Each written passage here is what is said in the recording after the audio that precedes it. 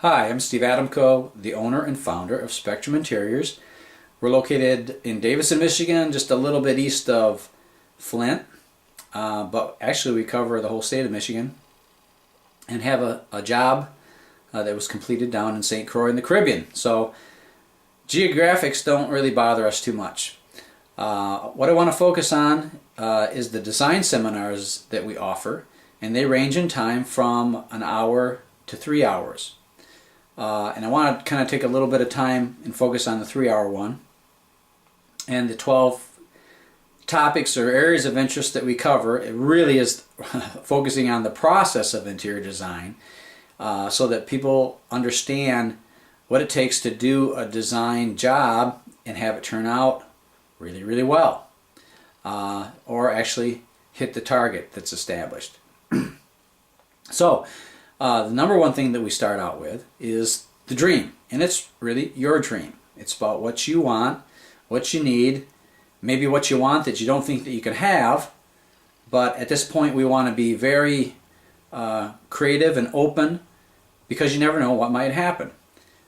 So we don't want to put any constraints on your imagination at this point. We want to kind of let it freewheel and see what we come up with. So it's all about you at this point, and of course it's all about you at every point of the design process, but we really want to focus on you because you're the pivot point of the whole design concept, because it's the environment that you're going to live and reside in, and it also forms the backdrop for you. So that's number one. The number two is we're going to focus on the discovery journey, and really it's kind of like a journey, because most people have never really thoughtfully considered what it is they totally want to accomplish. Like somebody might say, well, I want it to feel cozy and comfortable. Well, what does that mean to you, and how is that going to actually develop in a tangible way so that all the elements of that environment all add up to what it is that you wanted in the first place? So that's important to go through that process, which incorporates a lot of questions, the right kind of questions, great answers, detailed answers, so that we can get the end result. So it's a very critical step of discovery. It's kind of like what a lawyer would do in a sense. You want to find out the facts, the givens, the things that you have to deal with, the things that can change in an environment or a structure, what things are important to you, what things can't you live without, how do you live now, how do you want to live in the future, what kind of changes might be in the future. We want to be able to accommodate those. Then number three would be your lifestyle statement. Well, this functions kind of like a mission statement or a business statement. So we want to take the information that's been culled from talking about your dream and about what you want, and then all the things that came from the discovery process, and put them in a paragraph that talks about what it is we want to accomplish, the look, the ambiance, the feel, the emotions. We want to really define this in a very descriptive way so that we have a yardstick, so to speak, for measuring everything that happens from there on out to the end of the design process. So it's very important that we get this mission statement, because it eliminates a lot of the fluff and a lot of the things that you really don't need to take your time up with. You don't need to look at certain things, and there's a host of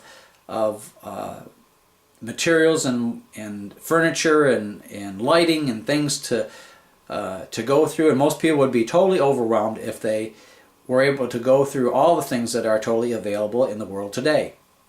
So that helps to alleviate a lot of the extraneous details that aren't necessary to the project, and quite frankly it will eliminate a certain amount of stress to certain people, especially people who feel overwhelmed. So we want to create a very comfortable process where stress really isn't a part of that. Okay? Now, closely allied with that is the budget, or what I would call your vested interest, because you surely have a vested interest in the amount of money that you want to invest in a project. So the idea is that we don't want to spend your money, in a sense, just merely spend it. We want to invest it with a view towards a return on your investment. And that return can happen in a lot of different ways. It could be, intellectually stimulating, emotionally satisfying, visually pleasing. We want to be able to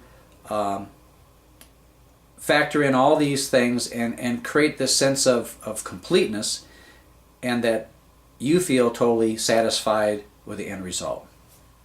So, and then we want to make sure that we're being very honest about the budget, because there's no sense designing a room for $100,000 when you only have a budget for $15,000, or maybe less than that. It depends on the situation.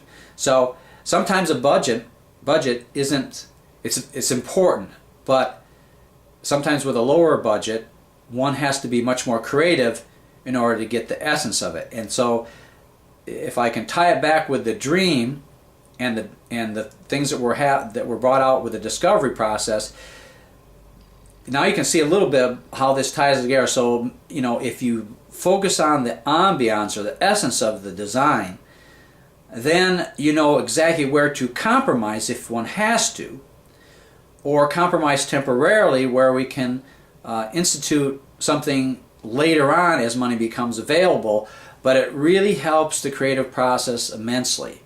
So it doesn't matter how much money is available, whether you're you just are kind of in a middle income situation or you're a multimillionaire. It really doesn't matter. Everybody should have a budget to work within, if at all possible, and we want to be truthful about that. We don't want to be, pie in the sky, well, I can do this, or I didn't realize that was going to cost that much. Well, that's why all these processes and prior steps that I've just enunciated so far are so important to making that work correctly. And all these processes, all these steps are really tied in together. They're really tied in together just like the human body is tied together. One thing is connected to something else, either directly or indirectly, but it's all part of the whole process, the whole design. That brings us to the importance of a master plan. The master plans are important from this standpoint. Not everybody can do a design job in one fell swoop. A lot of people have to take 2, 3, 4, 5, up to 10 years, and maybe sometimes 20 years to fully develop the concept. And it's important to have a concept. I saw a quote just recently where a clear picture of a fuzzy concept, that's just not going to work, is it? So anyway, master plans are important because they are the guiding principle. It forms the trajectory, so to speak, from point A to point B. So we don't want to deviate. That's why all those prior steps are so important to defining the target, so we can hit the target in the bullseye perfectly. Okay? So now, once you start to get that in place, then it's going to be revolving around certain things like backgrounds. How to become a gem in your own setting. Well, what does that mean? Well, let's just take a diamond ring, for example. You are the diamond, but how that diamond is set in a surrounding, like there's all kinds of designs for rings, but certain settings are going to bring out the fullness of that diamond, the color, the clarity, the fire. Okay, so we want to make that important because, quite frankly, you're the one that's most important here. So there's lots of backdrops and backgrounds, textures, colors, things of that nature that will really bring out the best in you. And we all know that certain people look good in certain colors. Well, they also look good or not by what is surrounding them, because you may look from your eyes out, but other people are looking at you in the context of your environment. So it's important not only what you see, but how others see you in your environmental 3D stage setting, surround environment. Okay? So, and then there's things that, such as space planning, form and flow. Well, the space planning is incredibly important, especially if you're dealing with a new house or a new space or a new office or something of that nature. Other times you have an existing building or home that has a layout that maybe you can't change. In some cases there are walls that can be removed or reallocated or whatever, or the space can be reconfigured to function a lot better. And really, if you take a floor plan, let's say a condo for instance, and two condos have the same footprint, they look the same, they could be mirror images of each other, but how that interior space is configured is going to make one of those condos a winner for you and the other one not a winner for you. Okay, so it's very important that the floor plan, the way the walls and doors are allocated, work well for your lifestyle, how you flow through a space, whether you do entertaining or not. It's incredibly important. As a matter of fact, in the seminar I show a room, same size, and change up the door and window openings, and that determines the traffic flow from different points into the room and through a room. And so it can either open up space for larger groups, or it can cut it up into small pieces that it's not worth hardly anything. And then sometimes you have to reconfigure and redirect the traffic flow with the furniture arrangement. But again, everything takes place within an architectural confine. So that is the foundation of a good room or a good environment. So we cannot overlook the importance of good, strong architecture in an environment.